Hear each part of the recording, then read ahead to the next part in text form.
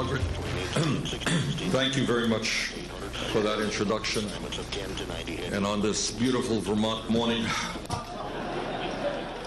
for coming out. These are tough times for our country.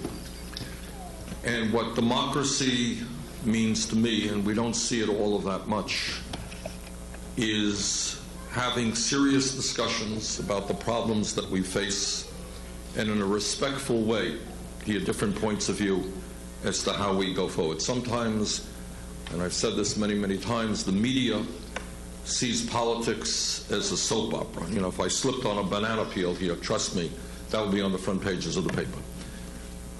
If I said something dumb, it would resonate around the world, which is a problem because I often say things that are dumb. But if we stick to the real issues that impact your families, that's not such great interest. It's kind of boring, you know. But what we have tried to do in this campaign is, in fact, to talk about the real issues facing millions of people and talk about it in a way that other campaigns don't. Let me say a word about politics and about what we're trying to do, then I want to get to the issues, then I want to take some questions. We don't have a whole lot of time, so I'll be brief and we'll open it up to your questions and your comments. When I began this campaign about 9 months ago, a lot of the pundits and the media said, well, you know, Bernie, you look presidential, you comb your hair just right, and you're a GQ kind of guy. But you really don't have a chance because your ideas are too radical. And also that in this day and age, you're not going to raise the money that you need to run a national campaign. Sadly, all of you know that today to run for president of the United States, you need hundreds and hundreds of millions of dollars. That's a sad state of affairs, but that's the reality.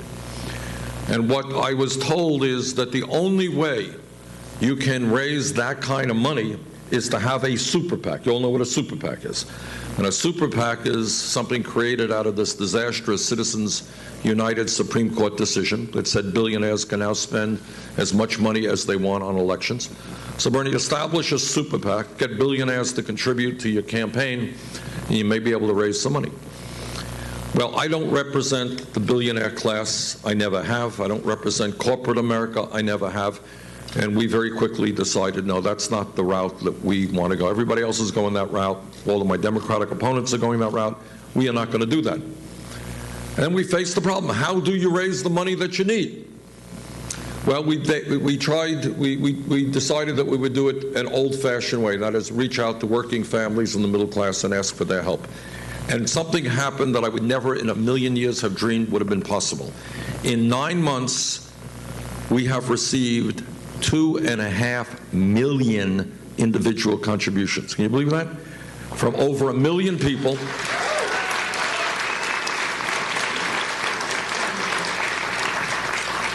Now, many of my opponents take pride in going to a room of wealthy people and leaving with $5 million. I take personal pride in telling you that our average contribution is $27. How's that? So we have already achieved something enormous, and that is to say you can run a strong and I believe eventually winning campaign without being dependent upon big money interests. Okay, that's pretty good. Issue number two. When I began the campaign, people said, well, you're running against an inevitable candidate. Secretary Clinton is the inevitable candidate of the Democratic Party. You might be able to, you know, raise some good issues, but you can't win. Well, when we started, we were in 3% in the polls. We were 50 points behind. Today, the inevitable candidate does not look quite so inevitable as she did 8.5 months ago.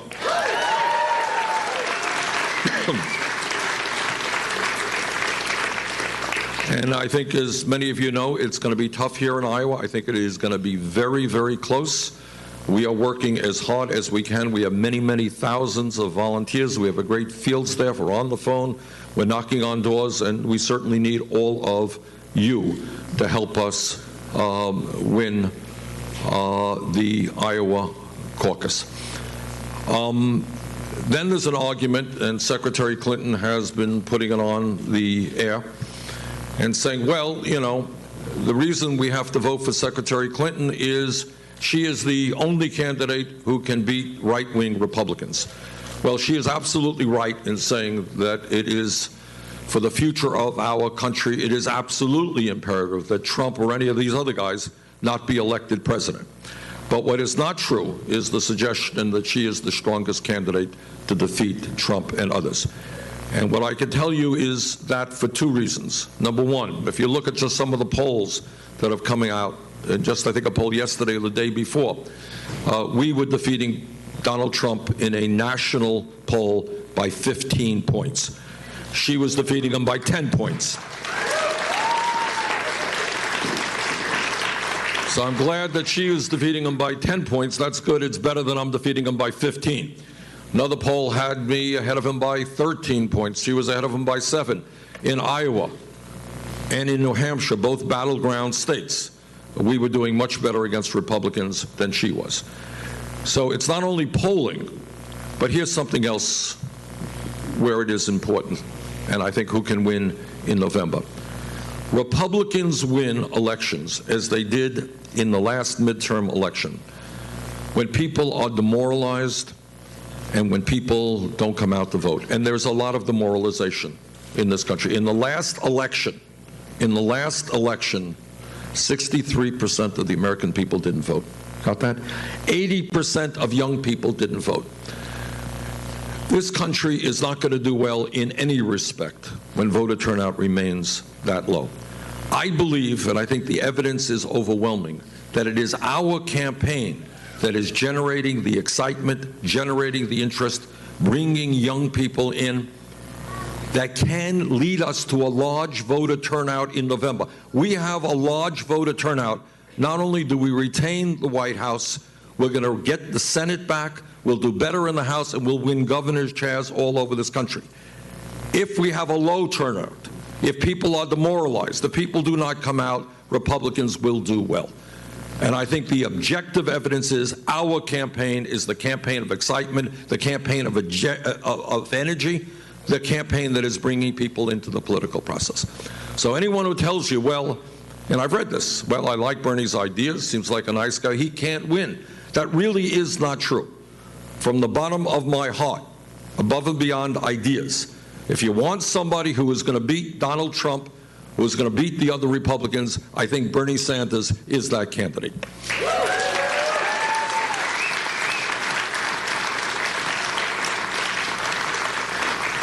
Let me touch on some of the issues that are out there. And one of the reasons I think that our campaign is doing so well and has so much energy is that we are touching the issues that the American people say, yeah, that's right, that's what we have to deal with.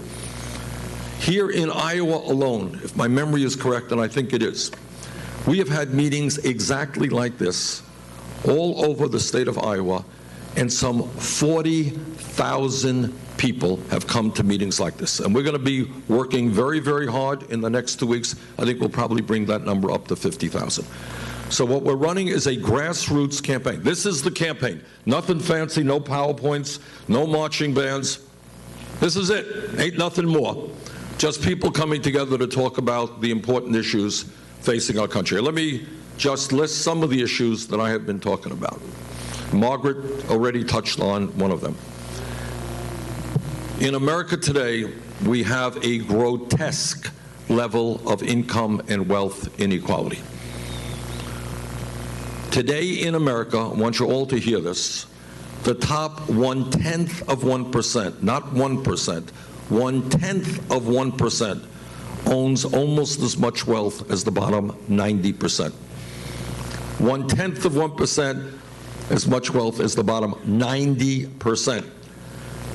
In America today, the wealthiest 20 people, not a whole lot of people, own more wealth than the bottom 50% of the American people. 150 million people, 20 people. In America today, one family, the Walton family of Walmart, owns more wealth than the bottom 40% of the American people. And by the way, let me say this about the Walton family, wealthiest family in this country. You know, we hear a whole lot about welfare, people ripping off the welfare system. You heard that once or twice?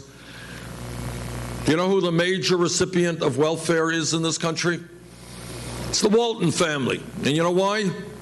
Because you are paying taxes to provide Medicaid, to provide food stamps, to provide affordable housing to the people who work for Walmart, because Walmart is not paying them a living wage. That's called welfare. So thank you all on behalf of the Walton family for providing welfare to them. They are very appreciative, worth about $60 billion or whatever they're worth. They thank you very much. But I think maybe instead of getting welfare from the American people, it might be a good idea for them to pay their workers a living wage and provide decent benefits.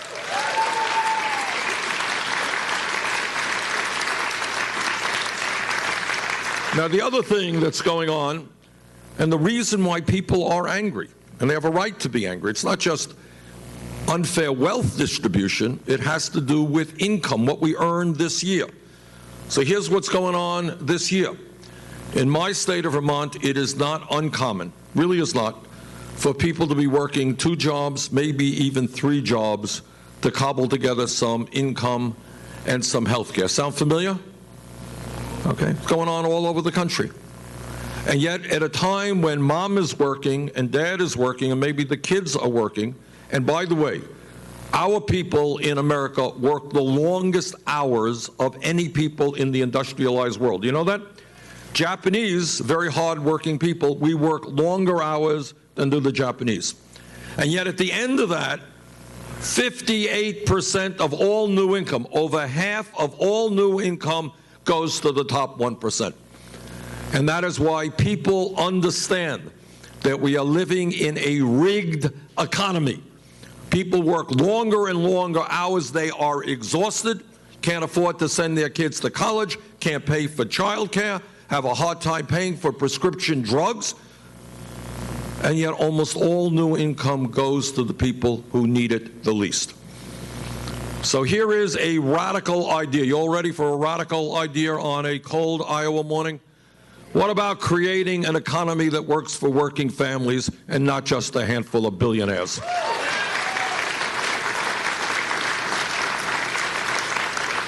Number two, and not unrelated to a rigged economy, is the fact that we have a corrupt, and I use that word advisedly, a corrupt campaign finance system which is undermining American democracy. I see some veterans in the room today, and I'm the former chairman of the Senate Committee on Veterans Affairs, and I work very, very hard to try to make sure that our veterans get all of the health care and the other benefits that we owe to them, and do it in as fast and decent a way as possible. But I have talked to veterans who have fought in World War II, Korea, all the way through Afghanistan and Iraq. And when you ask people to defend our way of life, to defend American democracy, it saddens me very much that as a result of this Citizens United Supreme Court decision, billionaires are now able to buy elections. So you have a situation where people like the Koch brothers and others are spending hundreds and hundreds of millions of dollars to elect candidates who will be there to protect the interests of the wealthy and the powerful. And that is, to me, absolutely unacceptable. And what I will promise you is that if I am elected president, no nominee of mine will get that position unless he or she is prepared to say loudly and clearly that they will vote to overturn this disastrous Citizens United Supreme Court decision.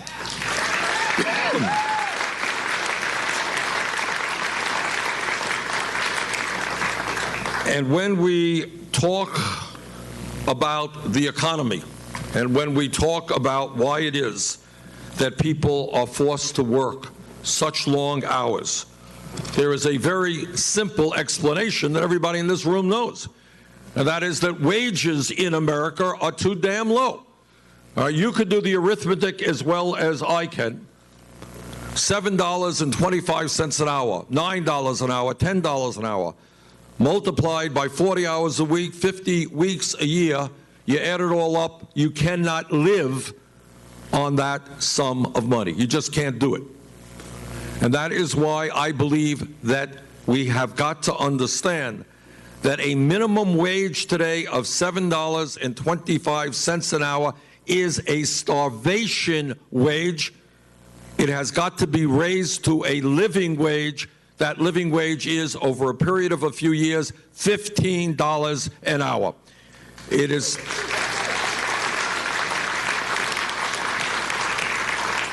It is not a radical idea to say that if somebody works 40 hours a week, that person should not be living in poverty. And the other half of that equation is to also understand that it is unacceptable for women to be making 79 cents on the dollar compared to men. We need pay equity for women workers. And when we talk about the economy, we also have to understand the truth about unemployment. All right, once a month, U.S. government comes out with a number of figures and studies regarding unemployment. And one of them is called the official unemployment rate, and that's about 5% nationally. But there is another number that comes out which includes people who are not only unemployed, but people who are underemployed or have given up looking for work. When you add that up, that number is close to 10%. And there's another number out there that we have not looked at or discussed much at all: youth unemployment. I asked some economists to do a study for me. This is what they concluded. Kids 17 to 20 who graduated high school, didn't drop out, graduated high school, if they were white kids, youth unemployment and underemployment, 33%. Latino, 36%. African American, 51%. Which then takes us to another issue. And that is, tragically, in this country, we have more people in jail than any other country on earth. More people in jail than China, 4 times our size. And if anybody here thinks there's not a correlation between the fact that we have youth unemployment off the charts and more people in jail, I believe you would be wrong. So here is my second radical idea of the day, and that is, maybe it is smarter for us to invest in education and jobs rather than jails and incarceration.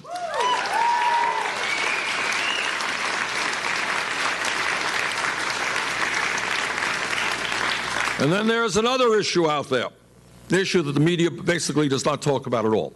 Too hard, too complicated, not talked about. And that is our trade policies. Not a sexy issue. Who cares? I care. I care because since 2001 in this country, we have lost 60,000 factories. Not all of it attributable to trade. There are other reasons the factories shut down. But a lot of it is attributable to trade. And I was there in the fight against NAFTA, against CAFTA, against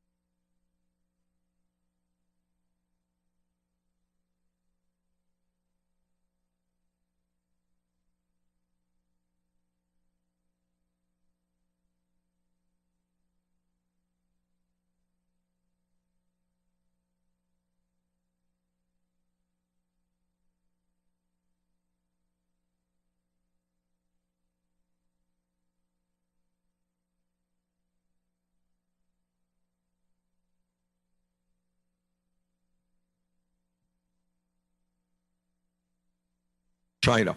I am helping to lead the opposition to the Trans-Pacific Partnership. Why? Why? Because virtually all aspects of these trade agreements are written by corporate America to benefit corporate America, and the result is that millions of workers in this country have lost decent-paying jobs. You don't have to have a PhD in economics to understand what these trade agreements are about. What they are about is corporate America saying, why do I want to pay a worker in Iowa or Vermont 20, 25 bucks an hour when I can shut down here, go to Vietnam, go to China, go to Mexico, pay people very low wages, don't worry about the environment, don't have to deal with unions, and then bring that product back into this country. So as somebody who has helped lead the opposition against these disastrous trade agreements, let me tell you, we are going to rewrite the trade agreements. We are going to demand that corporate America start investing in the United States of America, not China, not Vietnam.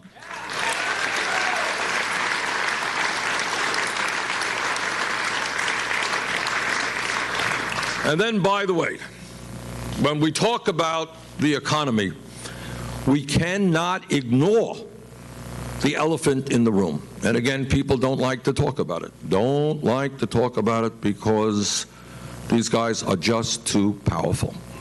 Just too powerful. All of you know that 8 years ago or so, as a result of the greed, the recklessness, and the illegal behavior on Wall Street, this country was thrown into the worst economic downturn since the Great Depression of the 1930s. Millions of people lost their jobs, and by the way, many of those people still have not recovered. Maybe they have jobs, but the jobs pay less than the jobs they lost. People lost their homes, and I know people who lost their life savings. That's what the greed and illegal behavior of Wall Street did. 8 years have come and gone, and after Wall Street went crawling to you, to the middle class of this country, and they said, oh, please bail us out. We need billions of dollars of help. Please bail us out. And some people said, well, we have to bail them out because they're too big to fail, because if they go down, they'll take half the economy with them. Well, here's the shock. After we bailed them out because they were too big to fail, turns out that 3 out of the 4 largest banks are far bigger today than they were when we bailed them out because they were too big to fail. It turns out that today, the 6 largest financial institutions in this country have assets equivalent to 60% of the GDP of America, about $10 trillion. They issue 2/3 of the credit cards, about 1/3 of the mortgages. Now, it seems to me that when you have a handful of financial institutions that have so much economic and political power, we've got to do 2 things. Number one, bring back a 21st century Glass-Steagall legislation which separates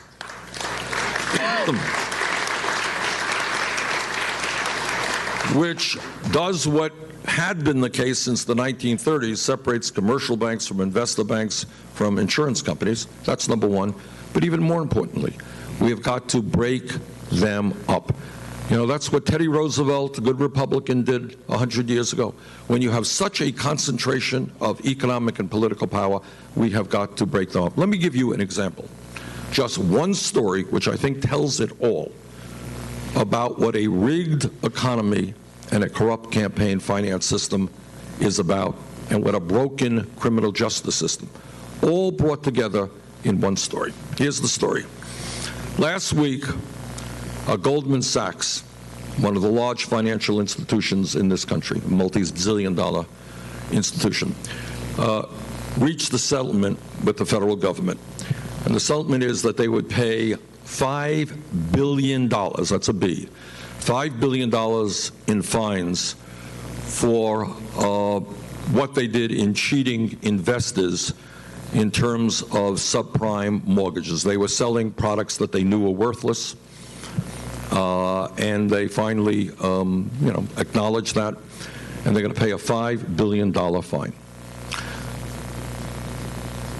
This particular financial institution in the last couple of decades has given us 2 secretaries of the Treasury. Got it? This is a very powerful financial institution that has a revolving door with government. They work at Goldman Sachs, they go to, and it's not just secretaries of the Treasury, other very high-ranking officials within government, in Republican administrations, in Democratic administrations. Okay, 2 secretaries of the Treasury. This is a financial institution whose CEO is a billionaire, and this particular fella came to Congress as a billionaire running a fraudulent financial institution, and he came to Congress and he said, you know what we have to do? We have to cut Social Security, and you got to cut Medicare, and you got to cut Medicaid. And then on top of all of this, and I want you to think about this, paying a $5 billion fine for rigging the system and selling products that were worthless. Obviously, some of them are being, the leadership of that bank are being prosecuted, right? Because you know that under a sensible criminal justice system, we have kids who get caught with marijuana who get a police record. Kids who are doing shoplifting, somebody who is poor, shoplifts, they get a criminal record. But apparently, if you are the head or a top official at a major Wall Street bank that reaches a $5 billion settlement with the United States government for fraudulent activity, there is no prosecution at all. That is a corrupt criminal justice system. And it seems to me no matter who you are, whether you're wealthy or powerful or anybody else, we have got to treat people who break the law in a fair and just manner.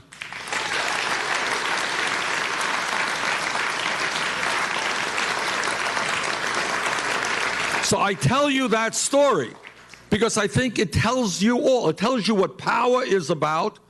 It tells you that by and large, the business model of Wall Street is fraud.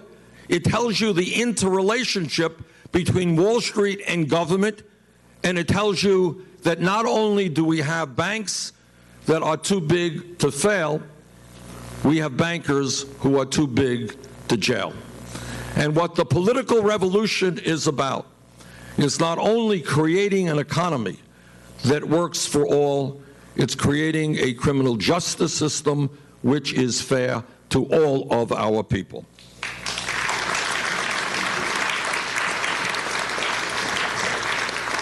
All right, let me touch on one other issue, and then we'll open it up.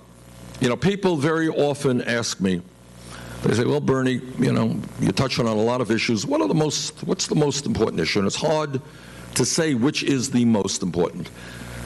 But there is one issue which impacts every other issue. And that one issue is campaign finance reform.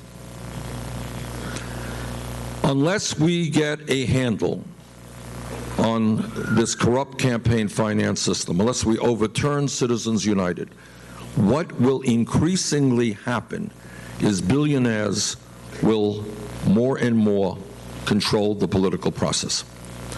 And here's the unbelievable thing. As bad as the situation is today, in the sense that billionaires can now spend as much money as they want, giving them to super PACs, spend them on TV ads that I'm sure you're seeing here every day. What the Republican leadership wants is to make that even worse. What they want to do is do away with all limitations on campaign finance so that the Koch brothers or other billionaires can walk into a room like this and say, okay, you want to run for the U.S. Senate from California? Here is a check for $100 million. There's your speechwriter, there's your media guy, there's your campaign manager, and you work for me. Here's your check. You need more than $100 million? Come back. We got another $100 million for you. That is where the Republican leadership wants to go. Today you have one family, the Koch brothers, an extreme right-wing family. They don't want to cut Social Security, by the way. They want to eliminate Social Security, eliminate Medicare, eliminate Medicaid.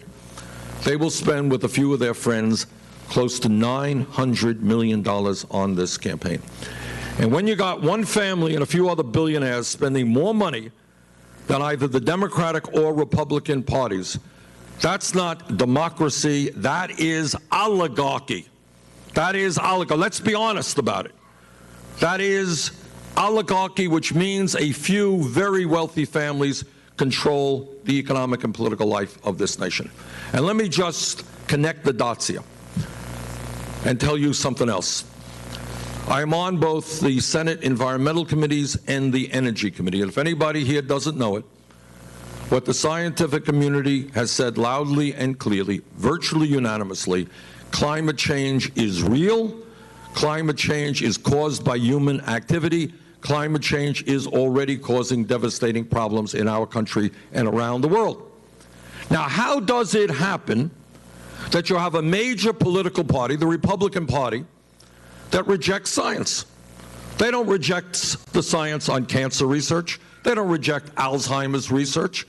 We may have different approaches, but they listen to what doctors and scientists have to say. How come, when it comes to climate change, which is such a devastating problem for our country and the world, they say we don't believe it, or in the words of Donald Trump, it is a hoax developed by the Chinese, which shocked me. I thought he would think it was a hoax developed by the Mexicans or by the Muslims, but apparently it is, in this case, by the Chinese. This is his brilliant analysis of climate change.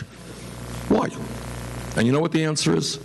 Is that if today some honest Republican, and there are some, who would say, you know, I've looked at the evidence, I've talked to the scientists, I've read the report, climate change is real, we've got to do something. We've got to transform our energy system away from fossil fuel to energy efficiency and sustainable energy, and congratulations, Iowa, for being one of the leading states in the country and moving us to sustainable energy in terms of wind and biofuels.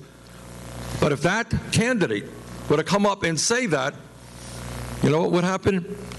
His or her funding from the fossil fuel industry, from the Koch brothers, would be cut off. They can't say it. That's how corrupt our campaign finance system is.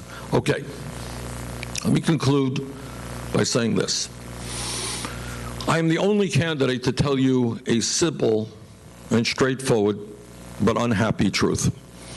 And that unhappy truth is that no president of the United States, not Bernie Sanders, not anybody else, can do what has to be done for the middle class and working families of this country alone.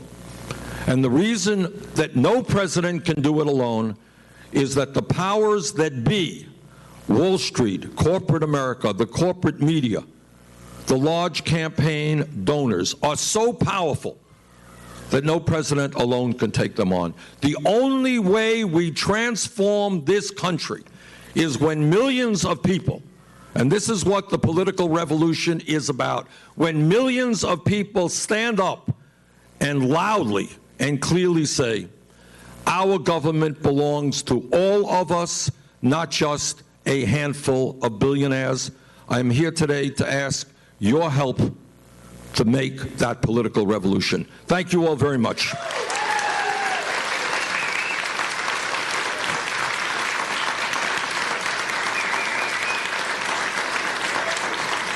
Thank you.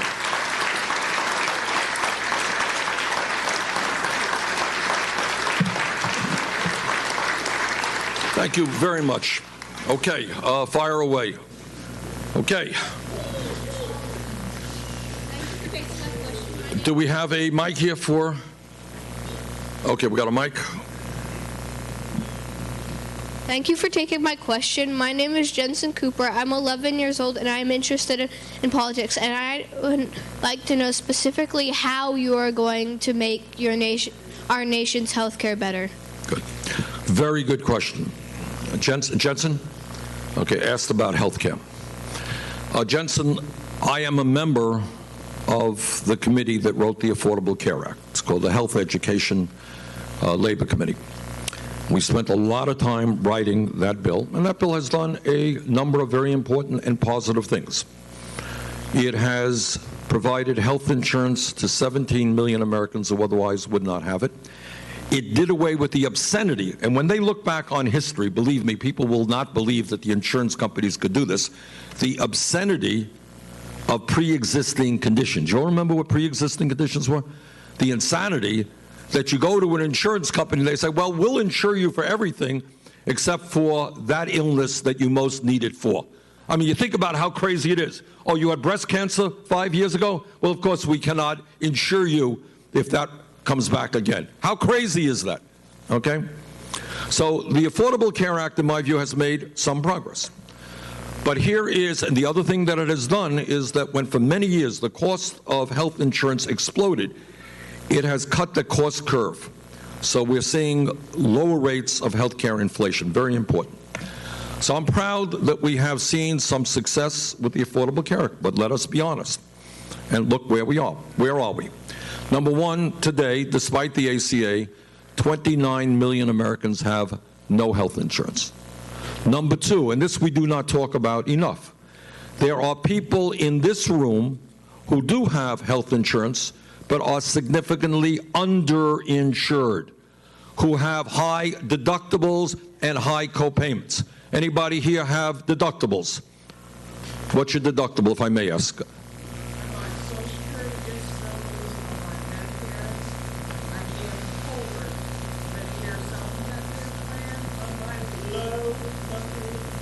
Okay, everybody hear that? Okay. People deduct, obviously don't say it if you don't want it, but what kind of deductibles do we have? Yes, ma'am. Stand up, please. If you could, yes. My deductible is $5,000. $5,000. That's not uncommon.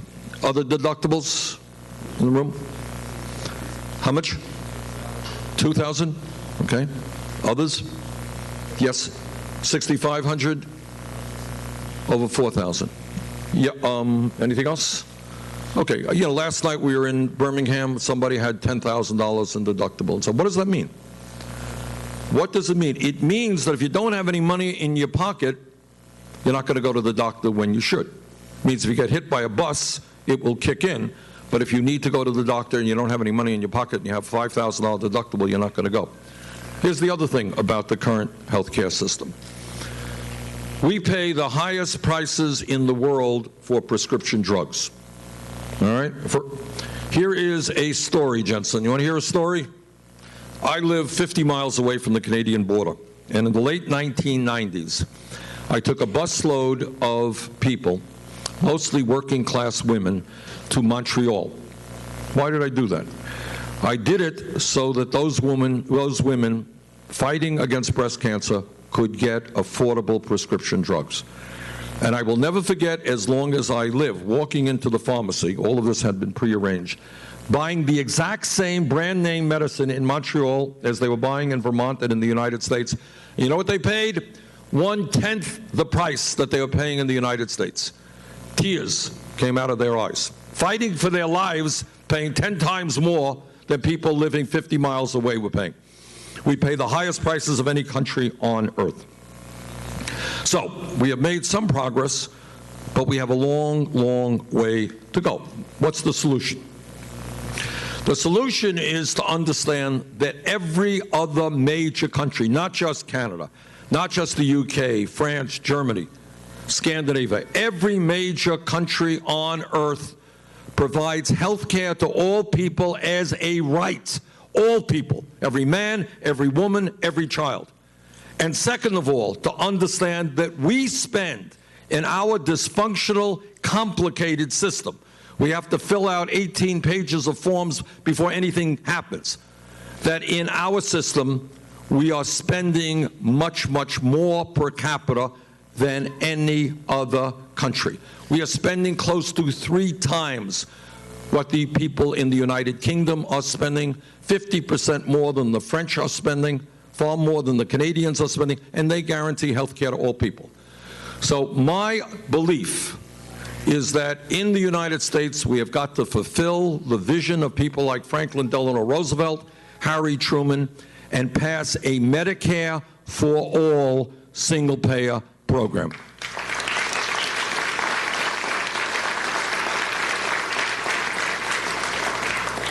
Please stand up if you could. I will. First of all, I want to thank you, Bernie Sanders, because you have caucused with the Democrats and have kept us at least in the game. many times, and I really appreciate Hold that mic a little bit closer to you. Okay, and I really appreciate that.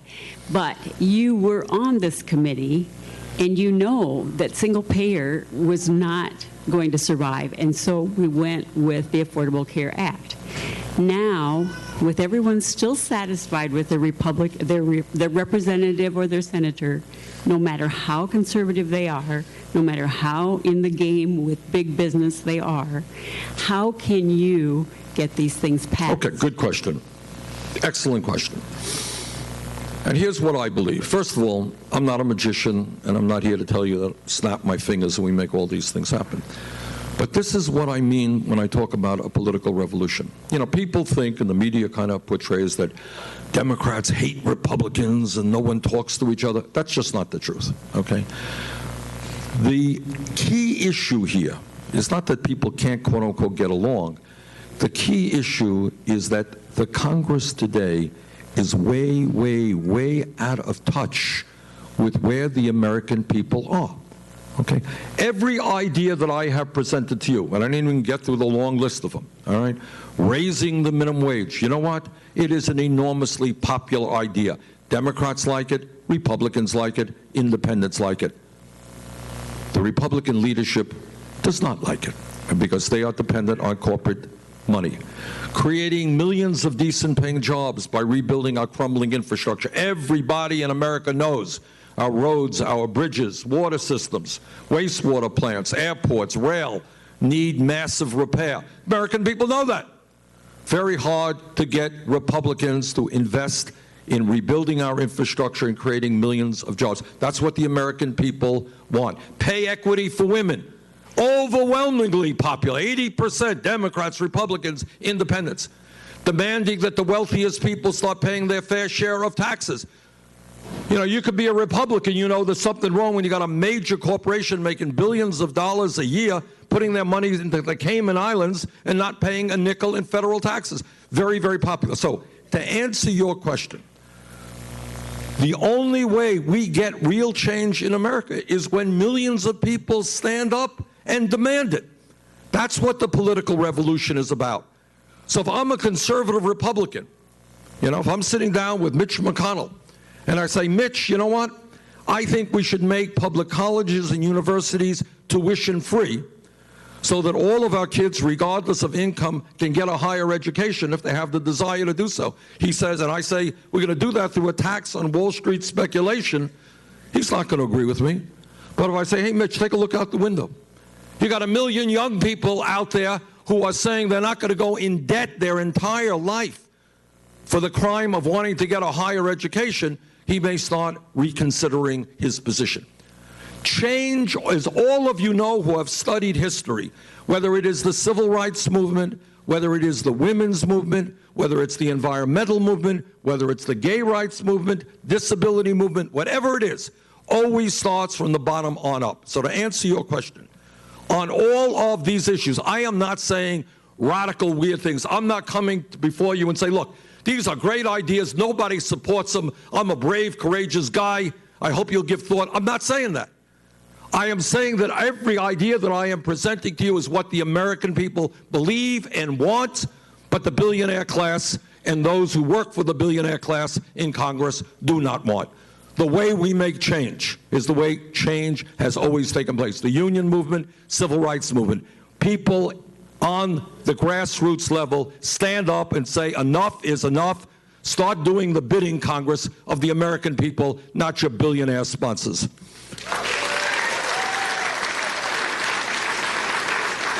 Okay, let's get, where's our mic? Gentleman over there. Yes, sir, the white T-shirt, yeah. I agree with most of the things that you are behind, but there's one issue that seems to never come up in anybody's campaign, and that's the issue of term limits on Congress. Where do you stand on that? I oppose them, and I'll tell you why. Because it is an easy way out of a complicated problem. Now, you may say, well, it's easy for you to oppose them. You got a little bit of a conflict of interest, right? I understand that. All right, but here's what the problem is. In a sense, you do have term limits. Every time your senator or member of House comes up, you can limit their terms by getting rid of them. All right, that's called term limits. But what happens if you like a member of the House or the Senate who's doing a good job? Now, what you may say, I don't want to put words in your mouth, you may say, which is true, is look, what ends up happening in many cases, although it's changing a little bit now because of Citizens United, is incumbents have a lot more name recognition and an advantage. Incumbents often are able to raise more money, but Citizens United is changing that, by the way, millionaires, running for office. But at the end of the day, to get at the root of the problem you are describing, which is members of Congress who are more interested in getting elected or protecting the wealthy than protecting ordinary people, I don't think it's term limits. I think it is campaign finance reform is the much more significant reform. If you create a situation where a challenger has an equal shot at beating an incumbent, you'll get rid of a lot of incumbents. If the status quo were to remain where the incumbent would outraise the challenger 10-1, the likelihood is the incumbent stays in office. So I appreciate the concern, but I think your approach would get rid of some people whose constituency wants them to stay.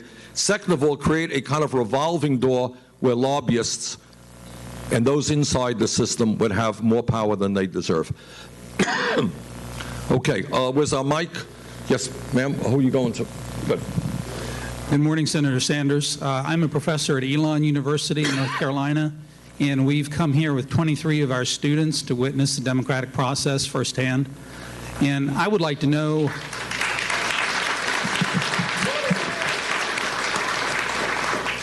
I would like to know how you would use the office of president if you're elected to restore passion for public service and active citizenship among our students across this country. Fantastic question. Thank you, Professor. Are these the young people right here? Well, thank you guys for joining us.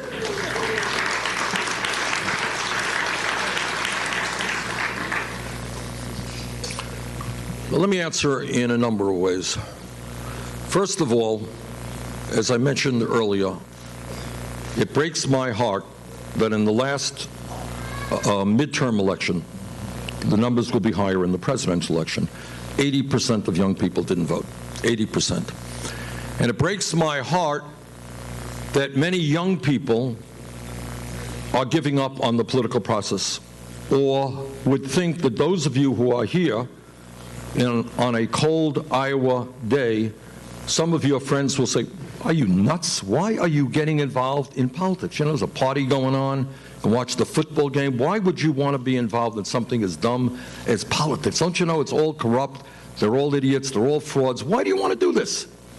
And your answer must be to tell them that you believe in this country, that you believe that ordinary people must have a say in the process, that our country cannot simply be run by the wealthy and billionaires and large campaign donors. So I applaud very much, and I don't care what your view is, conservative, moderate, progressive, I don't care. I'm glad you're learning and prepared to be actively involved in the political process. And I'm very proud that in our campaign, we have so many thousands of young people who are helping us out.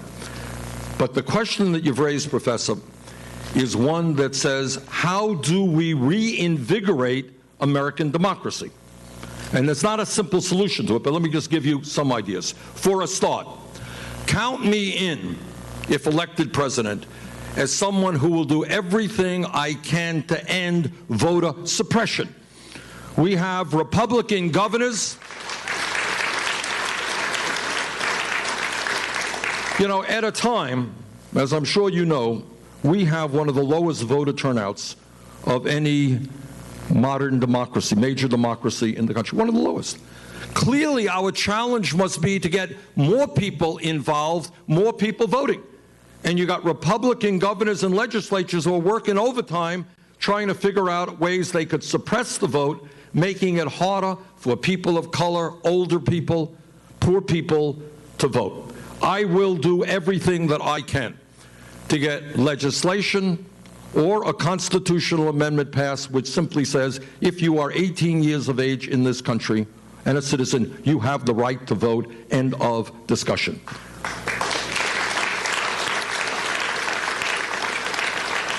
Second of all, and this is a real problem. This has a lot to do with media as well.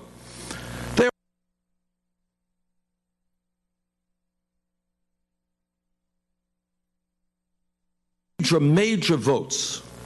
I mean, we're talking about hundreds of billions of dollars nobody in America knows about. Nobody knows about. So how do we, in a much better way, keep the American people informed about what's going on in Congress? How do we give them an avenue, an opportunity to say, vote yes, vote no? Well, why aren't you dealing with this issue? In other words, how do you bring the ordinary people of this country closer to the decision-making process? So if America was this room, you know, you got a few hundred people here, we could do it. What are the issues? Let's vote. What's your view on this? What's your view on that? Okay, that's where we'll go. When you got 300 million people in 50 states, it's a little bit more complicated. But essentially what we have got to figure out is how we have the needs and the pain and the voices of the American people there in Congress, so that Congress cannot ignore what the American people want and need. Now, how you do that is not so easy, but I'll tell you one tool that we have that we did not used to have, and that is social media. That is social media, which the young people certainly are actively involved on.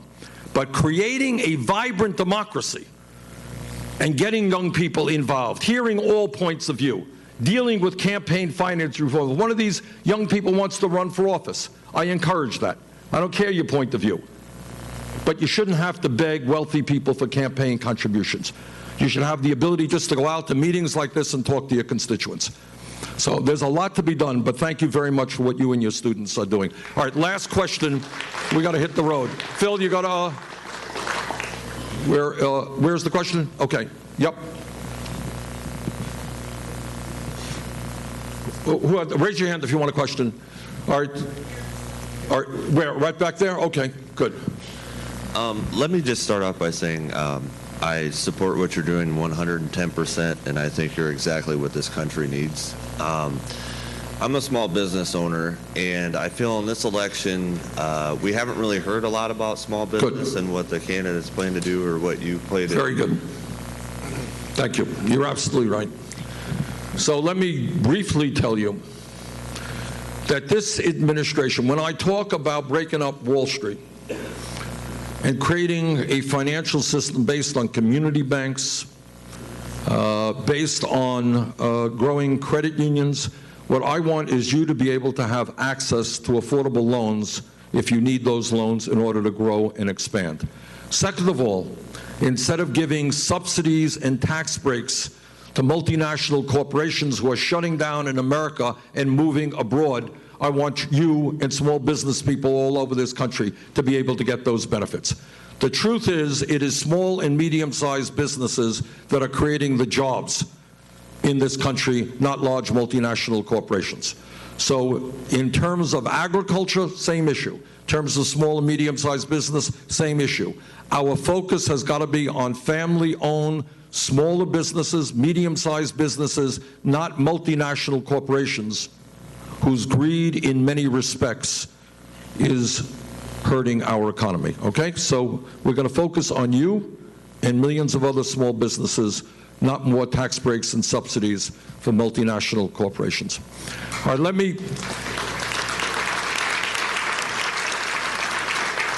just conclude. This is a great turnout. You know, Iowa, in 2 weeks, not only is all of America going to be looking at Iowa, but in fact, much of the world is going to be looking at Iowa. And the issue on the ballot is not just the name Bernie Sanders or Hillary Clinton or Governor O'Malley or whoever. The issue on the ballot is whether or not we are going to vote to go forward, not just